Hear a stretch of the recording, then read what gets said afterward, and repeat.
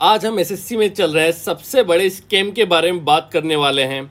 आज मैं आपको बताऊंगा कि एसएससी जिसका नाम है कि स्टाफ सिलेक्शन कमीशन, लेकिन ये एक सिलेक्शन कमीशन नहीं है बल्कि एक रिजेक्शन कमीशन है। यहाँ पर लोगों का सिलेक्शन नहीं होता है बल्कि यहाँ पर लोगों का रिजेक्शन होता है। यहाँ पर जिंदगियाँ आबाद नहीं होती हैं, जिंदगियाँ बर्बाद होती हैं।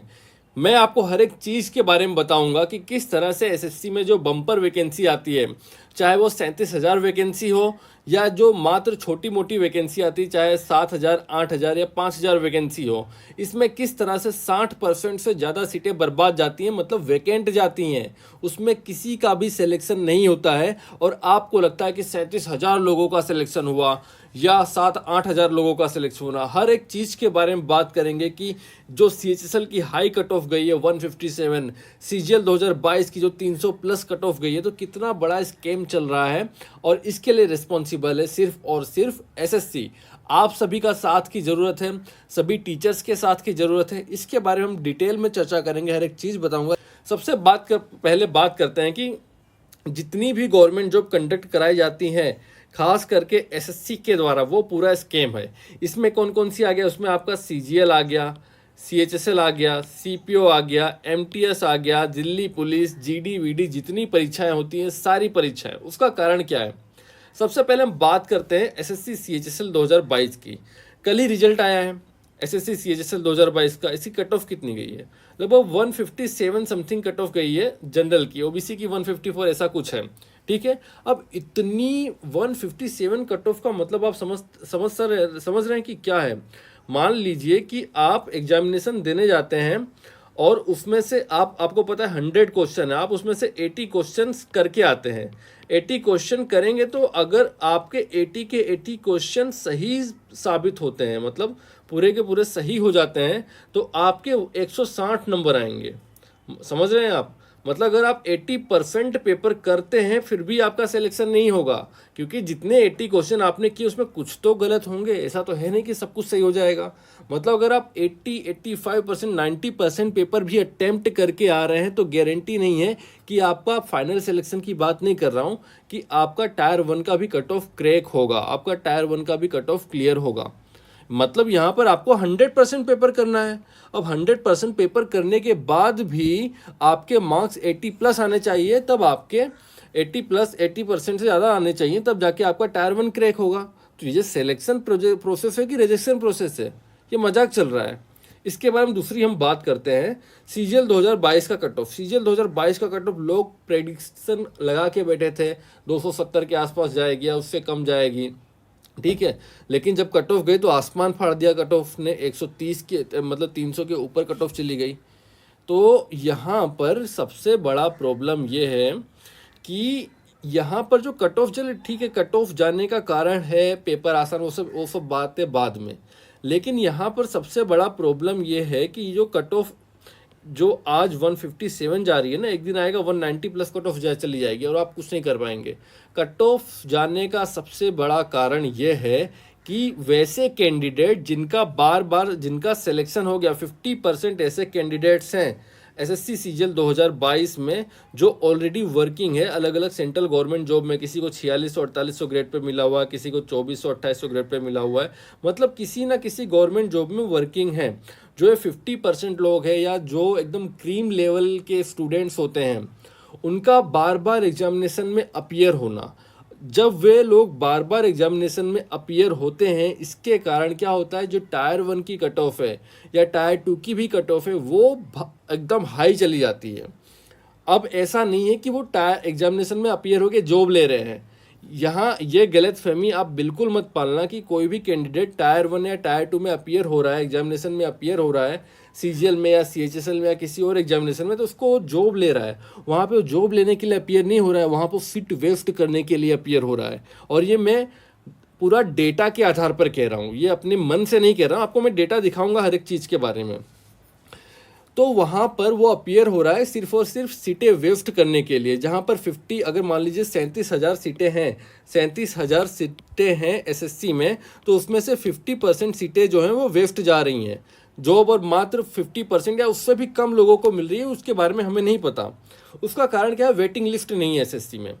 अब वेटिंग लिस्ट में यहाँ प्रॉब्लम क्या है कि ऐसे ऐसे मंदबुद्धि वाले कैंडिडेट सेलेक्ट हो रहे हैं जिनके अंदर कोई भी नैतिक वैल्यू नहीं है, कोई भी मोरल वैल्यू नहीं है, एथिक्स नाम की चीज़ नहीं है। कोई एएसओ बन गया है तो दूसरी बार बोलेगा नहीं मुझे एएसओ में मज़ा नहीं है, मुझे एक्साइज इंस्पेक्टर बनना है। कोई एक्साइज इंस्पेक्टर बन गया तो बोलेगा नहीं मुझे इनकम टैक्स इंस्पेक्टर बनना है। फिर बोलेगा भाई मुझे एमईए की जॉब चाहिए, फिर बोलेगा मुझे डबल एओ चाहिए। तो वो लोग यहाँ पर स्विच करते जाएंगे, कभी ये मिलेगी तो इसमें स्विच करेंगे, इसमें मिलेगी तो एमईए में मज़ा नहीं आ रहा तो इनकम टैक्स इंस्पेक्टर बन जाएगा, इनकम टैक्स इंस्पेक्टर में बोले मज़ा नहीं आ रहा तो एक्साइज इंस्पेक्टर बन जाएगा। तो ये सारी चीज़ें यहाँ पर चल रही हैं, ऐसे ऐसे मंदबुद्धि पड़े हैं यहाँ पे लोगों को एक जॉब नहीं मिल रही है और ये लोग बार बार सीटें वेस्ट कर रहे हैं। मान लीजिए किसी को 2400 ग्रेड पे भी मिला है, वो टीए है, तो पीए से भी 2400 ग्रेड पे की है। तो अगर मान लीजिए कि उसको 2400 ग्रेड पे में टीए मिला हुआ है टैक्स असिस्टेंट, तो वो फिर से क्या करता है कि फिर से फॉर्म भरता है। अब पीए एसए की कंपेरिजन में टीए एक अच्छी जॉब है। अगर आपको पीए एसए और टीए दोनों मिला तो आप हमेशा टीए सेलेक्ट करेंगे, और टीए होने के बावजूद भी वो पीए एसए की चॉइस फिल्म में डाल दे रहा है। भले वो ज्वाइनिंग नहीं करेगा लेकिन यहाँ पर वो सीटें वेस्ट करेगा। तो इसका सॉल्यूशन क्या है? देखिए कई सारे रीजन है जिसके कारण अपीयर होते हैं। कुछ लोगों को मनचाही पोस्ट नहीं मिलती है, कुछ लोग ठीक है एक बार समझ में आता है, कुछ लोग को होम पोस्टिंग चाहिए होती है। तो ये सारी चीज़ों की वजह से बार बार अपीयर होने के बाद वो क्या करता है, जिसको वो उस कैंडिडेट को जो पोस्ट चाहिए होती है वो तो भरता ही है, लेकिन उसको जो पोस्ट नहीं चाहिए होती उसको भी भर देता है। मान लीजिए किसी को एएसओ चाहिए, अब उसको ये है कि अगर वो एक्साइज इंस्पेक्टर है वो बोलेगा मुझे एएसओ चाहिए और एएसओ के अलावा मुझे कोई भी और पोस्ट मिलेगी तो मैं नहीं लूँगा, लेकिन वो क्या करता है चॉइस फिल्म में सब भर देता है। उसको एएसओ नहीं मिलेगी तो बाकी सारी पोस्ट मिल जाएगी, उसमें कहीं पर भी उसको एक पोस्ट मिल जाएगी, लेकिन बाद में वो उसको ज्वाइनिंग नहीं करेगा। तो यहाँ पर सीटें वेस्ट हो जा रही हैं। अब इसका सॉल्यूशन क्या है? अगर एसएससी में वेटिंग लिस्ट नहीं आती है, एक बार फिर से सुन लीजिए, कान खोल कर सुन लीजिए, अगर एसएससी में वेटिंग लिस्ट नहीं आती है तो जितने भी नए कैंडिडेट आ रहे हैं एग्जामिनेशन की तैयारी करने, किसी का भी सिलेक्शन नहीं होगा। किसी का भी मतलब बहुत ही रेयर गिने चुने लोगों का सिलेक्शन होगा जो क्रीम लेवल के हैं, जो ऑर्डिनरी स्टूडेंट्स नहीं हैं, जो एवरेज स्टूडेंट नहीं है, जो एक्स्ट्रा ऑर्डिनरी स्टूडेंट्स हैं, जिनका काम है सिर्फ पढ़ाई करना, जो बचपन से सिर्फ पढ़ाई करते आ रहे हैं, इसके अलावा कोई काम नहीं करते हैं। तो ऐसे लोगों का सिलेक्शन होगा। सिलेक्शन प्रोसेस होती है कोई भी कमीशन के, वो सभी को साथ में लेकर चलती है कि जो एक्सीलेंट स्टूडेंट है उसका भी सिलेक्शन हो, जो एवरेज स्टूडेंट है उसका भी स्टूडेंट सिलेक्शन हो, जो एक थोड़ा डल है उसका भी किसी ना किसी छोटी मोटी पोस्ट पे सिलेक्शन हो जाए। लेकिन यहाँ पर ऐसा चीज़ होगी, जो अच्छा स्टूडेंट है, मान लीजिए जो एवरेज है, अच्छा स्टूडेंट है, उसका भी सिलेक्शन नहीं हो रहा। जो एकदम क्रीम लेवल का है, मतलब अब क्या कहें उनके बारे में, वो लोग पूरा घोल के पी जा रहे हैं, ऐसे लोग का सिलेक्शन हो रहा है जो सालों से पढ़ते आ रहे हैं। तो वेटिंग लिस्ट के बिना कोई भी चीज़ पॉसिबल नहीं है। कट ऑफ आज 157 गई है, कल 190 जाएगी, 300 गई है, 350 कट ऑफ जाएगी सीजीएल की, आप कुछ नहीं कर पाएंगे। इसका सॉल्यूशन क्या है? देखिए सबसे बड़ा एक आश्चर्य की बात यह है कि एसएससी मतलब स्टाफ सिलेक्शन कमीशन एकमात्र ऐसी ऑर्गेनाइजेशन है जहां पर वेटिंग लिस्ट नहीं है। इसके अलावा रेलवे में वेटिंग लिस्ट है, इस बार का नहीं जानता, इस बार रेलवे में कुछ बवाल हुआ था। यूपीएससी में वेटिंग लिस्ट है। इसके अलावा जितनी भी ऑटोनोमस ऑर्गेनाइजेशन है सेंट्रल गवर्नमेंट की, चाहे वो ओएनजीसी हो या दूसरी भी जो ऑटोनोमस ऑर्गेनाइजेशन है, वहाँ सब जगह वेटिंग लिस्ट है। खाली एसएससी में वेटिंग लिस्ट नहीं है। अगर यूपीएससी में वेटिंग लिस्ट हो सकती है तो एसएससी में वेटिंग लिस्ट क्यों नहीं हो सकती? प्रश्न सबसे बड़ा ये है। यहाँ पर यूपीएससी में ये भी प्रोविज़न है कि अगर आप एक बार आईएएस या आईएफएस बन जाते हैं तो आप दोबारा पोस्ट सिलेक्शन की तो दूर की बात है, आप फॉर्म ही नहीं फिल कर सकते हैं। बैंक में भी सेम यही चीज़ है। यूपीएससी में आईएएस या आईपीएस बन जाए तो दोबारा फॉर्म ही नहीं भर सकते हैं, लेकिन एसएससी में ऐसा कुछ नहीं है। आपको 4600 ग्रेड पे की जॉब मिले, 4200 की मिले, 2800 की मिले या 2400 की मिले, आप जितनी बार चाहें उतनी बार अपीयर हो सकते हैं, जितनी बार चाहें उतनी बार फॉर्म भर सकते हैं। एसएससी में ये है।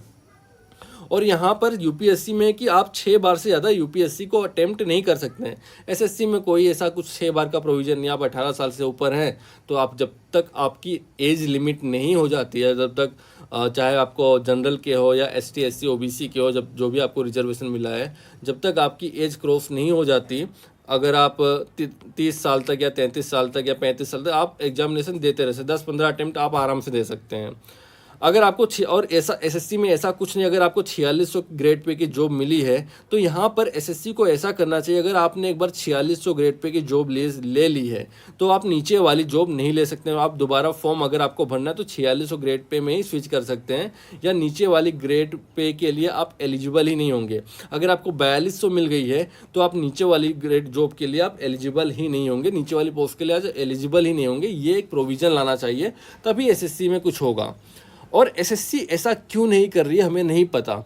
आपको पता होगा कि एसएससी की एक पुरानी आदत रही है कि कोई भी चीज़ को सही तरीके से ना मानना। एक बार अगर आवाज़ उठाई जाए कि एसएससी आपके अंदर ये कमी है, आपको ये चीज़ सुधारनी चाहिए, एसएससी कभी नहीं मानती। हमने सबसे पहले नॉर्मलाइजेशन के खिलाफ आवाज़ उठाई, एसएससी नहीं मानी, लेकिन उसके बाद जब आंदोलन हुआ, कोर्ट केस हुआ, तो 1 साल बाद नॉर्मलाइजेशन को लागू किया। हमने कहा कि भैया टायर थ्री को एबोलिश कर दो, एसएससी नहीं मानी, लेकिन बाद में उसने एबोलिश किया। हमने कहा था कि टायर 1 को खाली क्वालिफाइंग कर दो, एसएससी नहीं मानी, फिर टायर 1 को क्वालिफाई किया गया, फिर ड्रास्टिक चेंजेस किए गए लेकिन देर में। अब वेटिंग लिस्ट में भी यही प्रॉब्लम। एसएससी आज सबसे अच्छी ऑर्गेनाइजेशन बन चुकी है, सब कुछ काम बढ़िया हो रहा है, सब कुछ टाइम टू टाइम हो रहा है, ज्वाइनिंग टाइम से आ रही है। 2-3 साल पहले जो हालत थी आज वैसी नहीं है। एक और मात्र एक प्रॉब्लम रह गई है एसएससी में, वो है वेटिंग लिस्ट। अगर एसएससी इसमें ला दे वेटिंग लिस्ट तो हज़ारों स्टूडेंट्स का, हज़ारों फैमिलियों का भला हो जाएगा। और ये जो एसएससी जितनी भी एग्जामिनेशन कंडक्ट करती है ये डीओपीटी के अंडर में आती है। अब डीओपीटी इसको पैसे देती है कि भाई एग्जामिनेशन कंडक्ट कराओ। अब एसएससी पैसे लेकर भी सही तरीके से सही सिस्टम नहीं ला पा रही है, तो इसमें कोई क्या करे, इसमें गलती पूरी एसएससी की है। यहाँ पर पैसे की बर्बादी हो रही है, एनर्जी की बर्बादी हो रही है, कंट्री का यूथ अपने जो गोल्डन पीरियड है उसकी लाइफ का उसको बर्बाद कर रहा है। यहाँ पर एक तरह से देश का बर्बाद हो रहा है। अगर मैं आपको बताऊं सीजीएल 2022 में जो 37,000 प्लस वैकेंसी है, इसमें जो रिजल्ट आया है अभी फाइनल रिजल्ट, उसका एक सर्वे कराया गया है क्यूमेथ के द्वारा। और इस सर्वे में ये जानने मिला है कि सीजीएल 2022 की 36,000 वैकेंसीज में जो सेलेक्ट हुए हैं उसमें से 48.18% ऐसे हैं जिनके पास ऑलरेडी सेंट्रल गवर्नमेंट की या एसएससी की जॉब है। उसमें से 8% ऐसे हैं, सीजीएल 2022 की खाली मैं बात कर रहा हूँ, जिनके पास 4600, 4800 ग्रेड पे की जॉब है। 17% ऐसे लोग हैं जिनके पास 2400, 2800 ग्रेड पे की जॉब है। 13% लोग हैं जिनके पास 1800, 1900 ग्रेड पे की जॉब है। 5% है जिनके पास बैंक, रेलवे, पीएसयू में वर्किंग है। 1% के आसपास के लोग प्राइवेट सेक्टर में है। इसके अलावा और भी कोचिंग इंस्ट्रक्टर, यूट्यूबर हैं जो 0.38% है। तो इनका कोई मतलब, इनको तो मैं गिनता नहीं, कोचिंग इंस्ट्रक्टर या यूट्यूबर, ये तो इनको तो रोजगार में नहीं गिना जा सकता, ठीक है। अब नॉट वर्किंग है जो 51.82%, जो वर्क नहीं कर रहे हैं, ये इनको आप फ्रेशर्स या स्ट्रगलर्स मान सकते हैं जो एसएससी की तैयारी कर रहे हैं। तो यहाँ पर जो ऑलरेडी 50% के आसपास ऐसे लोग हैं जो ऑलरेडी सेलेक्टेड हैं। अब ये 36,000 लोगों में से मान लो 18,000 जॉब तो ऐसे लोगों के पास चली गई जो ऑलरेडी सिलेक्टेड है, ठीक है। अब इसमें से हो सकता है कि 2-4% लोगों को उनको मनचाही पोस्ट मिल जाए, बाकी लोगों को पोस्ट नहीं मिलेगी। अब जब बाकी लोगों को पोस्ट नहीं मिलेगी तो वो मनचाही पोस्ट नहीं मिलेगी तो वो सीटें वैकेंट रह जाएंगी। तो यहाँ पर फॉर्म जो यहाँ पर जो जॉब मिलेगी वो कितने लोग को मिलेगी, वहाँ ये जो भी 18,000 लोगों को मिलेगी। लेकिन एसएससी ने ऐसा भौकाल मचाया कि यहाँ पर 36,000 प्लस वैकेंसीज हैं। तो ये बहुत बड़ा स्कीम है। आपको जो लगता है कि इतनी वैकेंसी आ रही है एसएससी में हर साल 8,000, 10,000, 12,000 या 36,000 जो भी हो, वो पूरी की पूरी नहीं भरी जाती है, चाहे वो सीजीएल हो, सीएचएसएल हो, एमटीएस हो या सीपीओ हो। ये बात आप गांठ बांध लीजिए। यहाँ पर रोजगार जनरेट नहीं किया जा रहा है, नई वैकेंसियाँ जनरेट नहीं की जा रही हैं, पुरानी वैकेंसीज को बार बार रिवाइज किया जा रहा है और आपके साथ स्कैम किया जा रहा है। तो रिक्वेस्ट है आप सभी के से कि इसकी आवाज़ उठाइए। जितने भी टीचर्स हैं वो सब एक साथ आए, ट्विटर कैंपेन किया जाए, जो करना हो वो करें। लेकिन अगर हम आवाज़ उठाएंगे एसएससी के सामने तभी एसएससी मानेंगी। एसएससी का इतिहास रहा है, और अगर हम कंटिन्यूसली आवाज़ उठाएंगे तो एसएससी एक दिन मान जाएगी, इतना मुझे पता है। प्लीज़ वीडियो को लाइक कीजिए, शेयर ज़रूर कीजिए अलग अलग जगह। जय हिंद।